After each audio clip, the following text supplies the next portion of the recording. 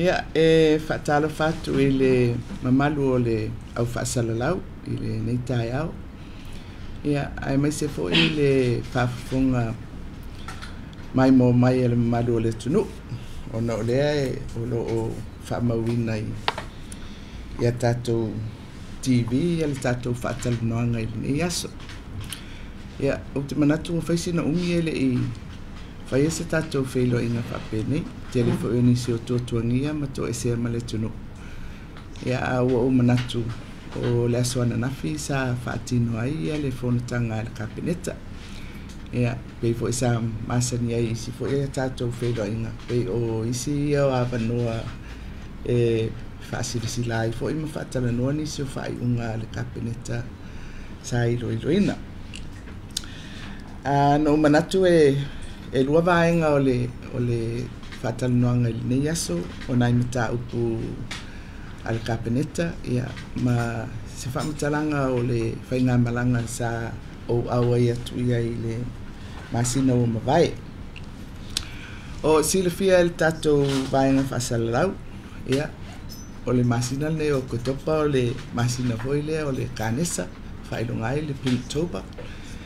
Pero te vai atu le la e maisi o tau le pingiki o le foi o te tau mwhai au ia. E tau mwhai lava mamoli ia le whiau ma le whaatau I le puipuinga foi o le tātou o tunu ma fisosoani e ua aafia foi le nei ngase matu ia. Ma o le avalava e whaanga solo ia por kalame al kanesa ta I mua ai ia le tātou fala por tonga o le Cancer Society ia malanglang fo ia mtanga duenga o le soifua maloloina manisi vaenga o le tunu o lo whapena fo ia na langolango atu I le whamoemoe pei o itu ia tau ai fo I le tau ave pea I le o tau vasenga o le au whasalalau ia nisi o tau mawhainga o le nei masina tau ave ai le whiau I le whaamai o le kanesa. Ia, ma whao atu al foi nisi o whaamatalanga I le atu nuu nisi o au nanga po soani e ono maua. O lesi baenga na mana ia I le amatanga fo I o le nei masina o Oketopa, I le aso lima o Oketopa, o le aso whaatawai, I le vesenga o whaiaonga. Ia, o lo whapena fo I ono whaatino I le vai aso atoa le nei nisi o porkalame alam tanga wenga man fala putongo whaiaonga. Ia le ngata I le whaataua a le whaia fo I o porkalame I le toi poupou ina ma le whaale leinga o le au nanga mo a tātou whaiaonga. Na o mai le nai mataupu sa whaieni whaiunga le tātou kapeneta I le aso nafi ia tele lava o ngā duenga masani o nisi o tofinga o ofisa. Ia, o le tele fo I o malanga. Ia, ma ngase fo I o lo whapena o na au ina atu I whafo. Ai, atonu o I tū tāua fo I lea o lo o fia maua mai fo I ia se sila fia le tunu, atonu o le fo o whaasalalau. Ia, o le tau o le tātou penisini ma le swau. Ia, atonu o na o sila fia fo I ona wai ei whaasalaunga a ua tau o tuai ia le tau o le nei masina. Ia, o le I tū lava e langona ai le ngang whaftai o le tau ua fōlinga mai ua lua nei masina o anga I lalo ia le tau o le pensini. Whaatusa la tātou manisi o tātou tua oi. Ia mō le pensini o lea o tātou iei nei le masina le nei tau tā lari masfultasi. Ia tusa ua pa ua mai le losful lua sene mai masina taluai. O Australia tō tāla lima sefulu, o New Zealand whātāla iwa sefulwha, o Fiti tō tāla iwa sefuluono. Ia, pei o lea lawa tau whiololo mai tātou pēr whātustusa. O le diesel, ia, o lea o tātou iei nei le tō tāla lua iwa, ia, ua pa u mai le sefulu sene, mai le masina taluai. O Australia o lo o ile tōtala walu sefulu, New Zealand o lo o ile whatala lua sefulu lua. Ia Fiti o le tōtala iwa sefulu lua. o tupe ia ta watu o le whaalili mai tupe wha Samoa e whaatusa ai le tūlanga o lo o taatia ai nei le tau o swau pensini ia e pei o le tuale mai tawina le ona tātou foi o aafia i le sitanga o ele ngata i le swaua nisi foi o tau o nisi o loa o lo awina mai fafo. Ia atonu o aafianga umalawa ia o le whenga ia o le tunu umale aafia o le tamau ainga ona o le whaamai o le koviti. Ia ma le taua foi lea e whai ai le vā o Rusia ma le Ukraine ua whaalawelawea ai ia le whiawea ina o loa e masani. Ia e maise ia le swau. Ua avea foi le nā e le ngata foi lea o le ngausina lava o loa ia. O loo mai tawina le siitia o le tau o whiawea inga o loa o le freight o le si vaenga tele lea o tele lava ma o mai tawina le si lunga. Ia mai o le taunu unga lea o tau i lea o mai tonu o whale o loa. E whaupopo uma whai o le tau o mea o lo unga o siai o loa. Ia ma whaupopo ia i ma le tau o le whiawe ingo o loa nei. Tusala o le itu le na o tātou o loa ma whapenale ia whawhitau li o lo tūna i mai ai. Ai whawhitai o le wata walu la ititi lalo ia le tūlanga o le pensini ma le swau. O lo mata i tuina ia le mata upu o freight le tau o whiawea inga. Ia ma o lo o sa ili fo i le tūlanga o le tau lava o loa ia. E sila fia e le tātou wasenga ma le whaafonga mai fo e le tunuu. O e iei le tātou tino fo i lea e wha tonuina le tau o loa. Mai a tonu o sesi tu lea i le lava o le sa ili ilinga fo i a lea i tu tino. E mawhai ei ona va ai i whetuna ingo tau. Ia ai maisia le tūlanga o le aafia o le tunu i le whongata mafa. I le tūlanga fo i lea o loa mo mia. Ia fo i lea mo mua o le whalao mata o le suka, tūlanga whapena. Ia o pei o le lava i talo no ina ia le taungata o le pusamoa i le mea ua o nei iai. Ia o isi o lona o lo o maitawina. Ia ai au pea ona whaile sa ili ringa fo i lea po fia tonu lea e whaupopo ina ai le si itanga lea ua iai. Mafua iai le fuafuanga ale malo e tauala mai le tato price control. Ai i le sifo i ai tu, ai maise lava i le tūlanga o le whafonga tau mafa. A tonu le taimia o whiangai le tunu ma le loka o tātou tua oi. Ea o le lava sa mo moli lava ia le whiau. Foi lea ina ia mau le tunu. Ina ia abe le wha mua. Foi lea e ngawhatauli maina lava e tātou ia. Ona lava le tau mafa mo le tunu. O lo whaau au bea la le tātou whiau le na. Mai o se whiau e tāua. Pe a whape whaatusa i le tūlanga o mai tauina le si itia o loa nei tau mafa mai atunu i whafo. Ia e a mea e mawhai ona o ia i le malosi o le tātou malo i le tau mea.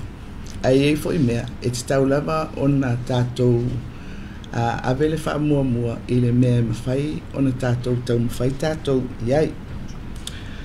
O le si vaenga atonu o le fo e tala noa ina i le tunuu o le tātou polkalame lea o ngāruenga whaavai taimi i New Zealand, Australia. O sa tu ina mai pepa mo le kapeneta mo malanga o le masina nei, ia Oketopa ma le masina o Novema.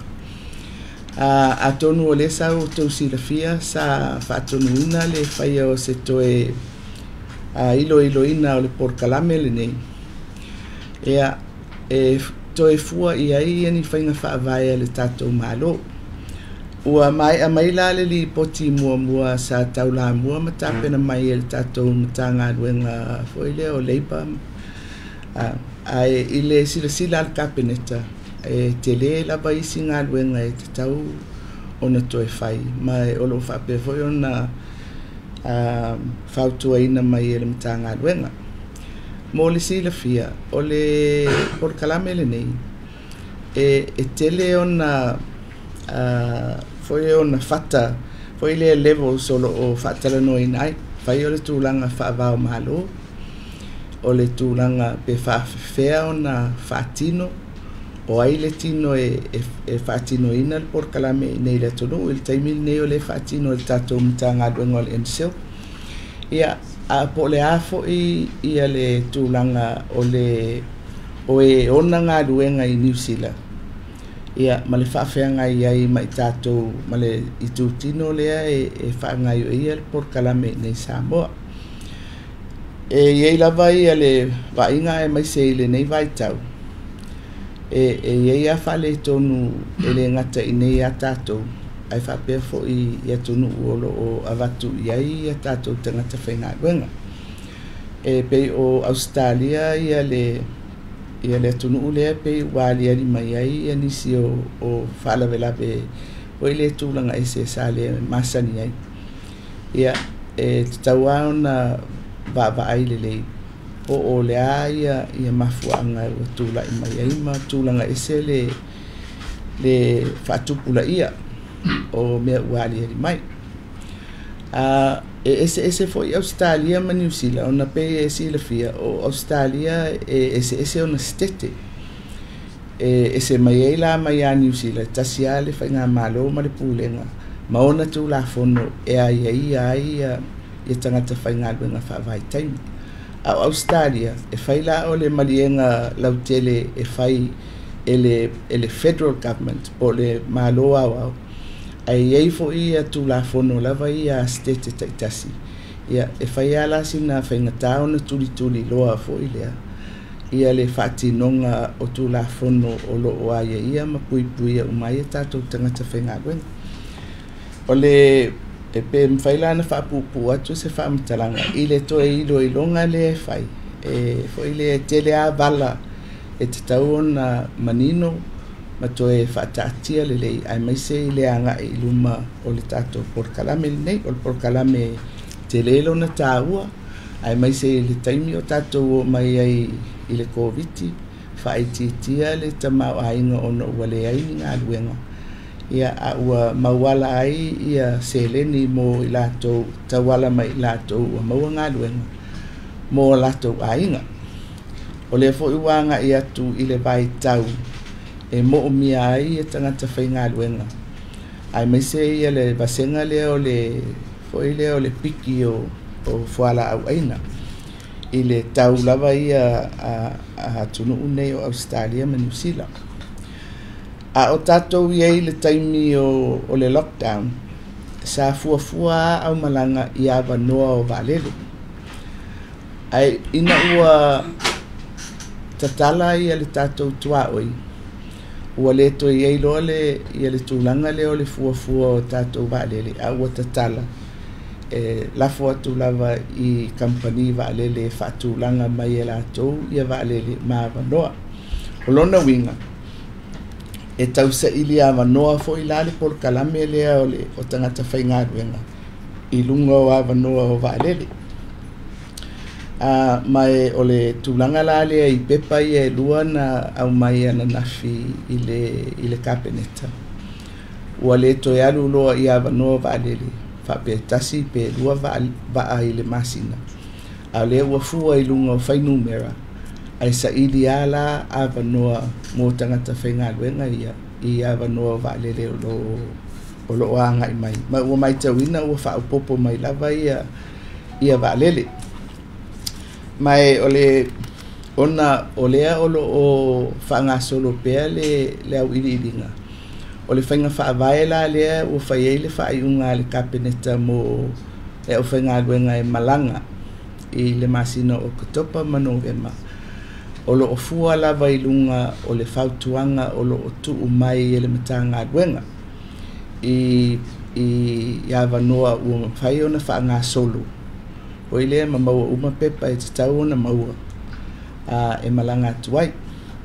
O le la o le fua i le taimi le nei a lo whaatali le whainga whaavai fau o le masina o Oketopa e ono se lau sifuluiva ia wanoa ia ua whaamaonia mo Novema e awhema le whaasifulufitu ia o le lava lai mai uma pepa ma whaatulanga mai ia wanoa o waalele o lona winga e whai foi lea e le whaapea e tasi se waalele ave umaile au whainga luenga o le lava o su e wanoa ia so ia e o mai ia tatou waalele company ua anga i mai Samoa o waalele lale anga i mai ia tatou le taimi le nei o le New Zealand o le Qantas ia ma le Fiji Airways tusa o company le na o mawhai ona whaanga solo atu ai ia le whai malanga mai o i latou e fo i mai ngā ruenga whaavai taimi ia au toe a watu fo i latou e a mata ia latou ngā ruenga fo o i le wha moe e whaanga solo pea ia le toe iloilonga le whai ia o le maua mai lava o whaamatalanga ina ia whaia ia whai unga tala whengai whaamalia ina umai e tu e o loo mo mia e whai o le mana onga o malo mai whafo ia e whai fo i o le ale au wala e whaatino ai e tātou ia malesi lava i tu lea e momoli mai pea ai mai se i lātou o le au whai pisi nisi Samoa ia male malo fo ia i le afianga ua iai ia le tūlanga o tātou tangata whainga luenga ona ua ngai atu i ngā luenga whaavai taimi a o le whainga whaavai au tūlava o le polkalame le nei mo i lātou e anga waa mo le polkalame i le amata mai o tangata e le iai ni ngā luenga unemployed ia pe ua iai se lape i le whaatinonga o ngā luenga i le whai o le whiriwhiringa mo i lātou e anga i atu i whafo ia le pe ua tupu mai e le mea lea le oto e te tala ia tati e ia le malo ia ae o pisi nisi tu maoti o le oto e te tala tātou borders ua toe fia amatalia tātou pisi nisi ia a le o whea ngai ia lea fo iwa senga o le tunu ma le whawhitauli ua le ai ia nia lātou tangata whainga luenga ia o mea umai ia e au na whaasoa umai le tātou malo company ia o atunu i whafo ma tangata fo ia ona ia ngā luenga i whafo ina ia mawhai ona tāti ai le porkalame nei i se tūlanga e whaamalia ina ai ia mana onga o tātou o lo whaipaanga i le nei whaamoe moe ia o le whaamatalanga le na i le tātou RSE po ngā luenga whaavai taimi. Au le si mea tā ua sa whaiasi na umi ona talatala noa ai ia le kāpeneta na nafi. O le tūlanga le nei o le tele o tātou ngase ua ave i whafo. O se porkalame e taunga tā tele. Ai a fua fo ila i le tupe o lo whaongaina. Ia o le watu i le mata ngā luenga o le soifua malolo ina. E au mai ia ni alatou fuafuanga po le asesi au wala e ngā fatia e le tupe lea ua whaanganga mo ngase nei po i lea ai to te le atu ni tangata e mawhai ona o ia i le fsoswan awa o le mea mo ia na se pasene la ititi a lea mawhai ona ave i New Zealand i tātou polkalame lea ia a le ano noa i o le tunu fo i lea o lo o mo mia lava tātou tonu fitinga. O le la e lua i ani vaenga o lo o tāpena mai i ani alatou fuafuanga. O e le whaalapo tonga inu sila o tangata Samoa fo i lea o le asosio o fo mai tangata o le soifua malolo ina inu sila o lo o fia au mai se latou proposal. Ia ai sa iei fo i malanga sa matou iei fiti e iei fo i le company fiti o lo whaia latou whalema i whapitoa ai mai se lava i mea tau ngase o le fatu o le voi la e tāpena mai le latou fuafuanga e whapitoa lava mo ngase o le fatu mawhai ona ilo screen diagnose ia mau atu lava le tūlanga mawhai ona whaia ia tonga fitinga i nei Samoa o lai mawhai na whai fiti le taimili nei o lo i se wha moe e wha ngā solo le por kalame lina mai mawhai ona whaatino i Samoa ia o le ala ua wha ngā solo le tapenanga mai whai ia se filfilinga le kapeneta fo i si taimi pe de tau te manatua sa o mai ai teams fo i lea fo mai o mai whaatino ia lato por kalame nei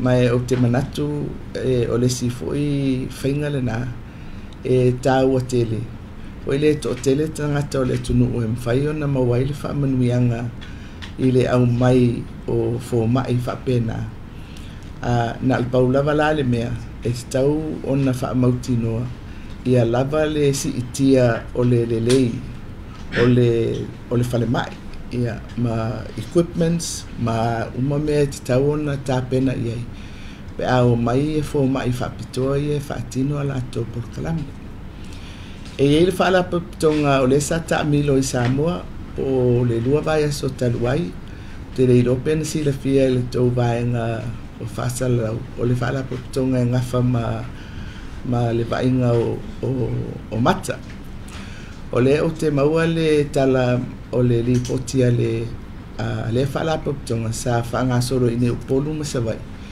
o le tele o le foi fale tonu fale soifo maloloina i tonu o le tunu mai to le titi lava tatou fo mai mata pe na to lua ele ia o te mai tai o lo ia i fale mai ia malesi au nanga foi lo pisinisi tuma o ti o lo i tonu o taulanga o lo na winga o le si fo i vaenga le fale soifo maloloina o lo mo mi tele ai ele sosoani ia ale mesidi o le ufsosoani mai le fala patonga mawhai ona mai whaatino i le tatou por kalame le na o tatou ia si le fia fo se le mawalunga o le suka i nei a tatou o le si la i tūlna pe o le ali mai i le ripotia le fala patonga lea o le si vala lea o le tele o le lei le lato vainga ona o afianga o le suka ia o le mealna o le fo intato talano ai i ngase le pipisi o le sa tato vevesi le covid ia au fa sao mai tato ona o le mawhai ona mo o loka tato tua oi lua o mawalunga ia le whaangasolonga o tato tui au te manatu o le lu i tau pito te le lava le whenga i Samoa o mal Pasifika e o wha mai ane le pisi o tele mamau atu i lato ua fia mamari riu i le wha mai ia i le o le COVID ia o nai mta upuna le kapeneta o na ua mai ai le i la umalanga le no ua lua i nei Samoa mua na matou amata i Hawaii le por kalame i lalo le East West Center le i le University o Hawaii whapitoa mo le Pasifika o por kalame la le eta o le Pacific Island Development Program ai lualuangia fo i le por kalame lea i le Pacific Islands Leaders Conference o lona winga o se avanoa fo wha maupopo tuai e tai o le Pasifika mai na whaatu le por kalame lea i Hawaii i lalo le East West Center i le anganga o tai o le Pasifika i na vai tau fo i lea whaatupu ai ma whaamanino atili ia le wāwhianga i o le Pasifika ma Amerika ia peila o le winga lana o le fono lea na matou awa i Hawaii e toe asia na por kalame ia e mai se o le au tau si la fiesa ia le vala aulia mai Amerika e fia FEILOA'i tai o le Pasifika ia wao ngā ila le fono lea ale East West Center i le Pacific Development Program e pe amatai ona talanoa ia tai ia ma le whaasauni atu i le fono ma Amerika so toi fo i mai le fono ma Amerika muli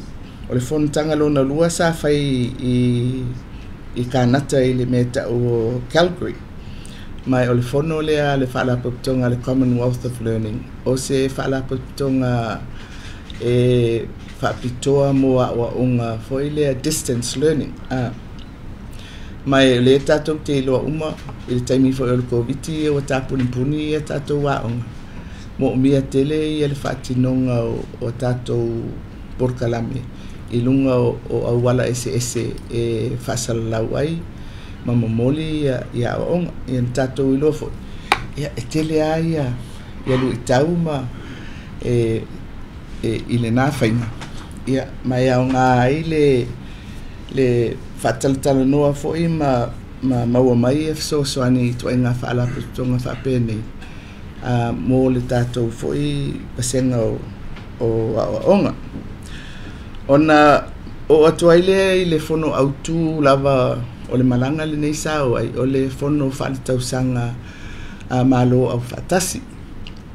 Mai o le General Assembly ia sa whai ia le sao fo i o tātou ia wa o le fono lea e whai ia statement sa malo taitasi. I le tūlanga fo i lea ai mai se lava o le saunga le mu o le laulangi o tūlanga tau wati nae ia mai si lava ia mata upu o le saunga le mu security issues. O le avanoa fo i lea e tusa e vai aso atoa lava ia le fonutanga lea. Ia e le ngata la e le whai o le launga mo le tātou atunu. A o avanoa fo i e whaanga solo ai e fonutanga maisi malo bilaterals. Ma whai e fo i e tala o a wala e mwhaina ngā lu e whaatasi ai.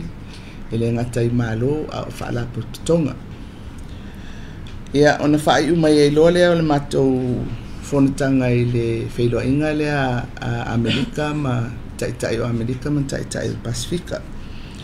O le wala aulia na au mai i le Palestine. Ai sa iei nai mata upu sa le manino le iei ai mai se ata ato.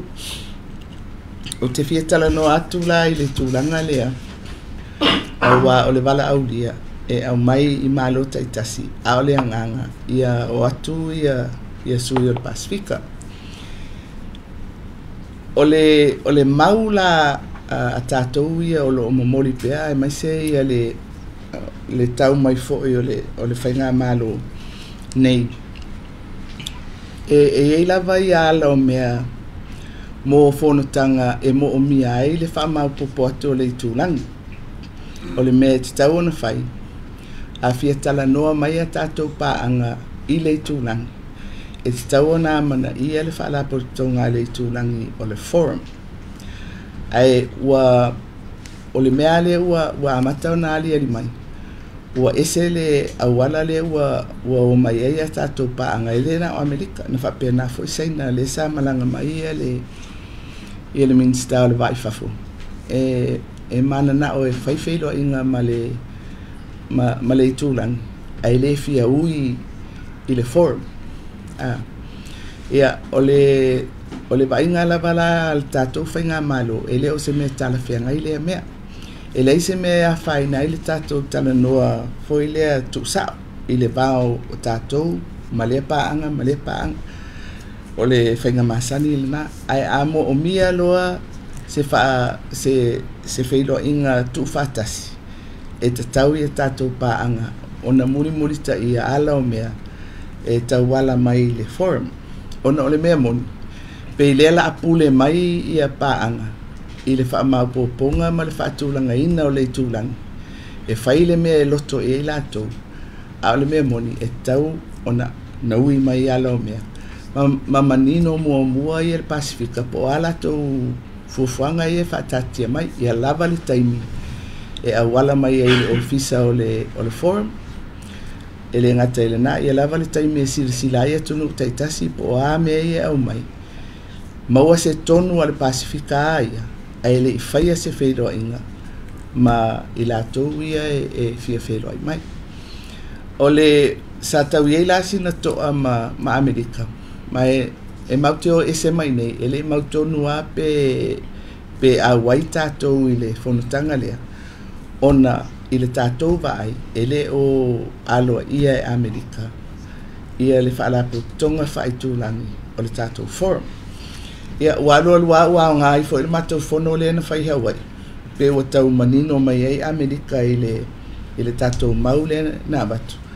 E mau te o atu lola i New York, ai whapea mai lo Amerika.